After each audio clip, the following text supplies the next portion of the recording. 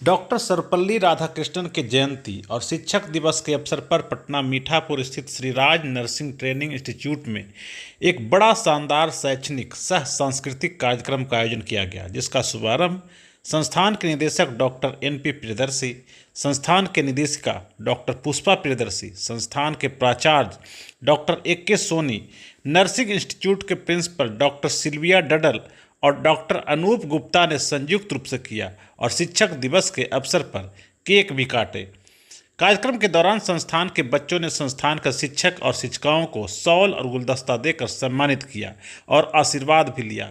इस दौरान बच्चों ने रंगारंग सांस्कृतिक प्रस्तुतियां भी दी, जिनमें नृत्य, गीत एवं एक विशेष नाटक भी शामिल था, जो डॉक्टर सर्वपल्ली राधाकृष्णन के जीवन पर आधारित था। इस नाटक के माध्यम से उनके विचारों, शिक्षण के प्रति समर्पण और राष्ट्रपति रहते हुए भी शिक्षक बने रहने की उनकी भावना को अत्यंत प्रभावशाली रूप से प्रस्तुत किया गया। कार्यक्रम को संबोधित करते हुए डॉक्टर एन.पी. प्रियदर्शी ने कहा कि डॉक्टर सर्वपल्ली राधाकृष्णन एक महान शिक्षाविद, दार्शनिक और मार्गदर्शक थे। उन्होंने राष्ट्रपति पद को भी गुरु के पद से नीचे माना और हमेशा स्वयं को शिक्षक कहलवाना पसंद किया। उनका जीवन हम सबके लिए एक प्रेरणा है। उन्होंने यह भी कहा कि हमें उनके विचारों और आदर्शों को आत्मसात करते हुए समाज में सकारात्मक बदलाव लाने की दिशा में कार्य करने चाहिए।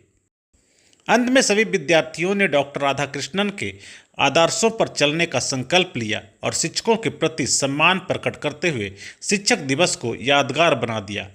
कार्यक्रम में डॉक्टर विलियम, डॉक्टर बरखा, डॉक्टर सेजल, डॉक्टर प्रिया, राधाश्री, निहारिका, आकांक्षा एवं अन्य शिक्षकगण की गरिमामयी उपस्थिति रही। आइए सुनते हैं कि इस मौके पर डॉक्टर एन.पी. प्रियदर्शी बच्चों को संबोधित करते हुए क्या कुछ कहा। देखिए, आज शिक्षक के लिए और संस्थान के लिए बहुत बड़ा दिन होता है और उस छात्र के लिए भी बहुत बड़ा दिन होता है। आज शिक्षक का गुणवत्तापूर्ण शिक्षा ही बड़े बच्चों को दूर तक ले जाता है और बच्चे भविष्य हैं देश के, तो उसको अगर गुणवत्तापूर्ण शिक्षा मिलेगी तभी आगे बढ़ सकते हैं। और शिक्षा का संस्कार के साथ जोड़ना अति आवश्यक होता है। अगर शिक्षा में संस्कार ना रहे तो वो शिक्षा अधूरी रह जाती है। तो आज के दिन हम लोग यही करते हैं कि गुरु शिष्य परंपरा को आगे बढ़ाते हैं। गुरु शिष्य में जो आदान प्रदान होता है, भाषाओं का, ज्ञान का, विचारों का, उसका आज समावेश होता है और उसका प्रतिफल आज शिक्षक दिवस में आप लोग को मिला होगा कि देखे होंगे कि कितने बच्चे जो जा रहे हैं वो रो रहे थे, कितने बच्चे जो आए हैं वो उत्साहित थे। तो बहुत सारी यह मिला आपको कि हमेशा बिछोड़ना और आने जाने का गम हमेशा बना रहता है शिक्षक के लिए, लेकिन एक संतुष्टि रहती है कि जब बच्चे अच्छे करते हैं, अपने क्षेत्र में अच्छा करता है, तो ये संतुष्टि का भाव होता है। यही शिक्षा का है। आज शिक्षक दिवस जो मनाते हैं, डॉक्टर सर्वपल्ली राधाकृष्णन जी के लिए मनाते हैं और उन्होंने कहा था कि जितना मुझे संतुष्टि एक शिक्षक के रूप में मिला था, उससे कम संतुष्टि मुझे राष्ट्रपति के पद पर रह करके मिलता है, क्योंकि उसमें हम क्या करते थे, अपने विचारों को, अपने भावों को, अपने ज्ञान को पूरे के पूरे उड़ेल देते थे उसमें। लेकिन यहाँ ढेर सारी बंधनें हैं और उसके हिसाब से मुझे कार्य करना पड़ता है और स्वच्छंद होकर करके कहने का मतलब कि राष्ट्रपति तो भारत के प्रथम नागरिक होते हैं, तो उनको ढेर सारे नीति देखना पड़ता है, ढेर सारे प्रकृति के साथ रह करके प्रकृति के पास इंडिया को ले जाना पड़ता है, भारत को ले जाना पड़ता है। भारत की विकास, सामरिक विकास कैसे हो, सामुद्रिक विकास कैसे हो, सामरिक विकास कैसे हो, इस पर सोचना पड़ता है। लेकिन जब शिक्षक रहते हैं अपने क्लास में, तो सिर्फ वहाँ एक ही बात को सोचना पड़ता है कि हमारे बच्चे को क्या पढ़ना चाहिए, क्या पढ़ाना चाहिए, उससे कितना विकास होगा।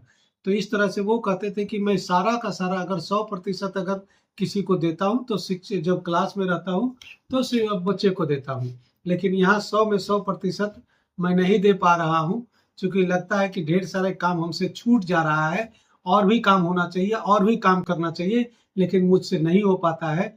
तो मैं एक शिक्षक अच्छा था बनस्पत कि मैं एक राष्ट्रपति।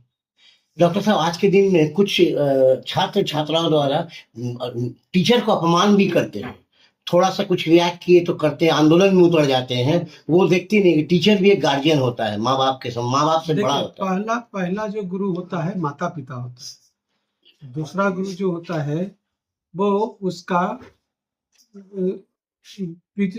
शिक्षक होता है। और तीसरा गुरु जो होता है जहाँ वो जन्म लेती है, वो जो धरती पोषण देती है वो होता है। और तो इसके बाद चौथा गुरु जो होता है वो उसको जो धर्म शास्त्र के बारे में पढ़ाता है, धर्म की ज्ञान पढ़ाता है। तो सबका मान जो है बराबर है, सब कोई कम नहीं है। और इसी तरह से उसको भी समझना चाहिए, जो उसे अप्रिय लगे, उसकी माँ पिताजी को अप्रिय लगेगा वो गुरु को भी अप्रिय लगेगा। यही बात गुरु को भी समझना चाहिए कि जो उनके बच्चों को अप्रिय लगेगा वो दूसरे बच्चों को भी अप्रिय लग सकता है। तो जिस तरह से अगर पुत्रवत बच्चे को मानेंगे तो निश्चित रूप से पितृवत वो मानेगा। तो इस तरह से मैं दोनों में कमियां देखता हूँ और दोनों के सुधार की जरूरत है। आधुनिकता में बह कर करके और पुरातन को खोना नहीं है, पुरातन के जंजीर को पकड़ करके रखना है, पुरातन के धागों को पकड़ करके और आधुनिकता का समावेश होता है, तो उसी को विकास कहते हैं। विकास में कभी भी संस्कार को नहीं भूलना चाहिए, संस्कृति को नहीं भूलना चाहिए और शिक्षा को आगे ले जाने के लिए रोज ज्ञान विज्ञान उसमें जोड़ते जाना चाहिए, उसको हटाना नहीं है। लेकिन पुरातन के साथ आधुनिकता, इसी को विकास कहते हैं। नहीं तो दोनों अगर हट जाएगी तो मुश्किल हो जाएगा। तो इसलिए संस्कार के साथ शिक्षा यही है। और मेरा देखे होंगे कि यहाँ पर लिखा होगा सा विद्या या विमुक्त है। इसका मतलब ही होता है कि विद्या वही हो जो मुक्ति के मार्ग तक ले जाए। इसका मतलब है कि मुक्ति के मार्ग मतलब क्या होता है? धर्म, कर्म, अर्थ, मोक्ष और प्रणय, ये होता है, पुरुषार्थ होते हैं। तो इसको सबको ओर ले जाने की मार्ग जो प्रशस्त करता है वो विद्या करता है, और विद्या बताने का काम जो है वो गुरु का है। तो कहने का मतलब कि सबको क्षेत्र, सबके जड़ में गुरु ही होते हैं। तो इसलिए इसे आदर के साथ निश्चित रूप से अपने जीवन में उतारना चाहिए।